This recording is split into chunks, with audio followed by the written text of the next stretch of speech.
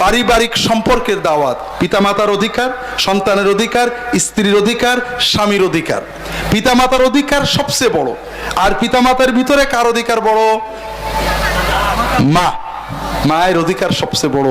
সূরা লোকমানে আল্লাহ বিস্তারিত বলেছেন মায়ের অধিকার, মায়ের খেদমত, পিতার খেদমত, এটা হলো সন্তানের সবচেয়ে বড় দায়িত্ব। আমাদের সকল দাওয়াতের এটা হবে ভিত্তি। দ্বিতীয় হলো সন্তানের প্রতি পিতার দায়িত্ব। তৃতীয় হলো স্বামী স্ত্রীর পারস্পরিক দায়িত্ব। আমার খুব কষ্ট লাগে, আমরা অনেক মানুষ আলেম, পীর সাহেবের মুরিদ, দিনদার, তবলিগ, জামাত ইসলাম, কিন্তু বউ মারে, বউকে গালি দেয়, এরকম মানুষ আছে না নেই? বন্ধু বান্ধবের সাথে খুব ভালো ব্যবহার করে, বউয়ের কাছে গেলে একেবারে মাশাআল্লাহ তাবারাকাল্লাহ শয়তানের মতো বাঘ হয়ে যায়, আছে নাকি? এ কোনো মুসলমানের দাঁতে পড়ে না। আল্লাহ রসুল সাল্লাল্লাহু আলাইহি ওয়াসাল্লাম এবং কোরআনে সবচেয়ে আগে পারিবারিক বিষয়গুলো দাওয়াত দেওয়া হয়েছে। সেটা কি? স্বামীর দায়িত্ব হলো পিতা স্ত্রীর প্রতি দুটো। একটা হলো স্ত্রীর সাথে ভালো ব্যবহার করা। স্ত্রীর সাথে ভালো ব্যবহার করার মানে কি? স্ত্রী সিনেমা দেখতে যাইতে চাইলেই তাড়াতাড়ি নিয়ে যাওয়া। স্ত্রী যদি বলে তোমার ভাই বোনের সাথে সম্পর্ক রেখো না, সঙ্গে সঙ্গে কাট অফ করে দেওয়া না। ভালো ব্যবহার মানে হলো স্ত্রী আপনার হাতে ঘা দিয়েছে, গাল দিয়েছে, খারাপ কথা বলেছে, কিন্তু আপনি কিছু না বলে সবর করে তার কষ্ট দেওয়া থেকে বিরত থেকেছেন, এটার নাম হলো ভালো ব্যবহার করা।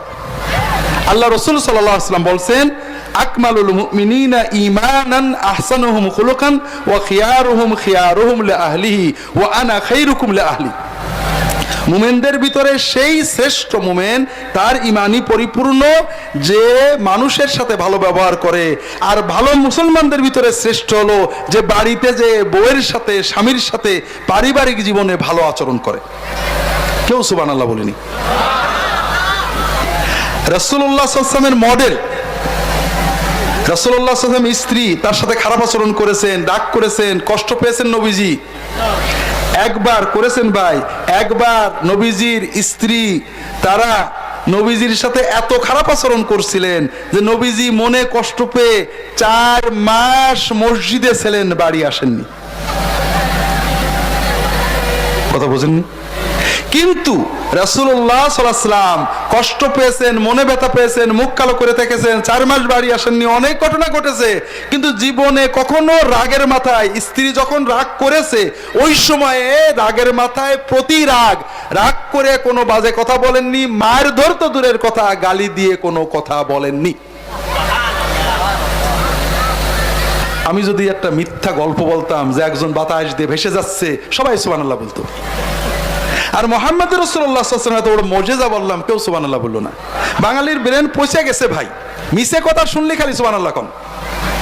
আকাশ দিয়ে উড়ে যাওয়া, ফু দিয়ে বোতল ফাটানো বড় কারামত না রাগের মাথায় নিজেকে কন্ট্রোল করা বড় কারামত? হ্যাঁ, ও ফু দিয়ে বোতল আকাশ দিয়ে উড়ে যেতে শয়তানও পারে, জিনও পারে, মুসলমানও পারে, কাফেরও পারে, ইবলিসও পারে, জাদুকরও পারে, ওলিয়াল্লাহও পারে। কিন্তু নিজেকে রাগের মাথায় কন্ট্রোল করে মানুষের সাথে খারাপ ব্যবহার করা থেকে বিরত থাকা এ আল্লাহওয়ালা মানুষ ছাড়া পারে না।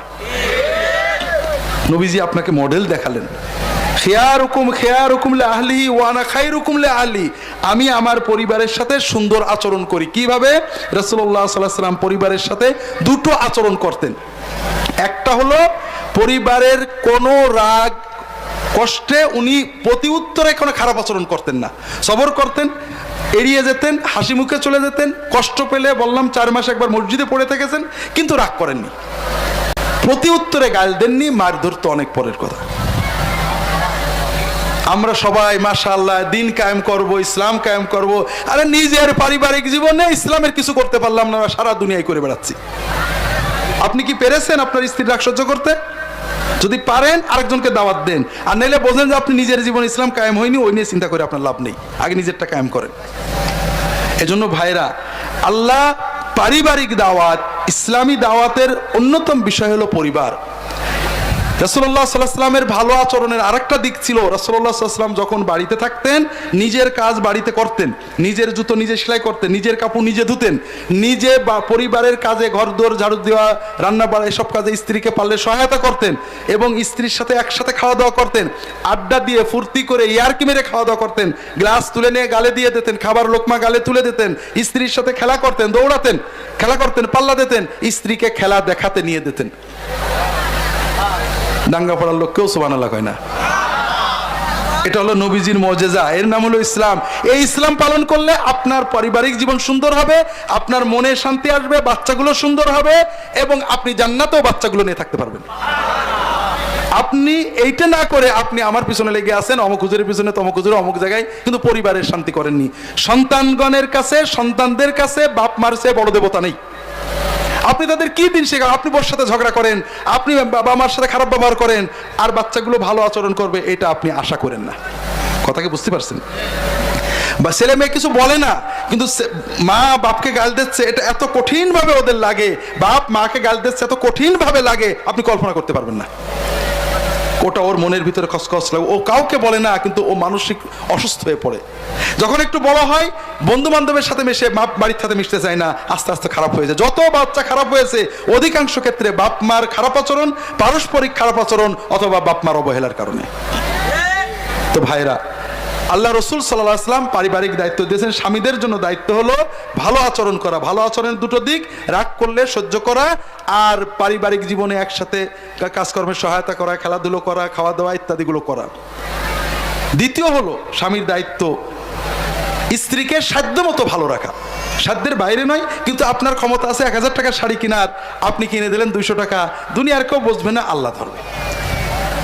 আর স্ত্রীর আল্লাহ দায়িত্ব দিয়েছেন দুটো, একটা হলো আনুগত্য করা, স্ত্রীর স্বামীর পরামর্শ, স্বামীর নির্দেশ মতো চলবেন, বিভিন্ন বিস্তারিত আছে বলা যাবে না।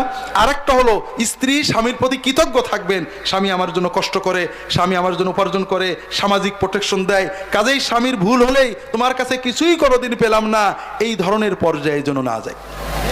আল্লাহ রাসূল সাল্লাল্লাহু আলাইহি ওয়াসাল্লাম বলছেন, লা ইয়ানদুরুল্লাহু ইলা ইমরাতিন লা তাশকুরু লিজাওজিহা ওয়া হিয়া লা তাস্তাগনি আনহা। একজন স্ত্রী স্বামীর মুখাপেক্ষী, স্বামী না হলে চলে না, তার অর্থনীতি, তার সমাজ, তার পারিবারিক প্রোটেকশন, স্বামী তার জন্য কষ্ট করে, অথচ তার হৃদয়ের ভিতরে স্বামীর এই কষ্টের কৃতজ্ঞতার অনুভূতি যদি না থাকে, আল্লাহ তাআলা ওই স্ত্রীর দিকে তাকান না। আর যদি না তাকান তাহলে শবে বরাত কে নেবে? না তাকান তাহলে দোয়া কে কবুল করবে? কাজে এদিকে আমাদের সবাইকে খেয়াল রাখতে হবে ভাইয়েরা।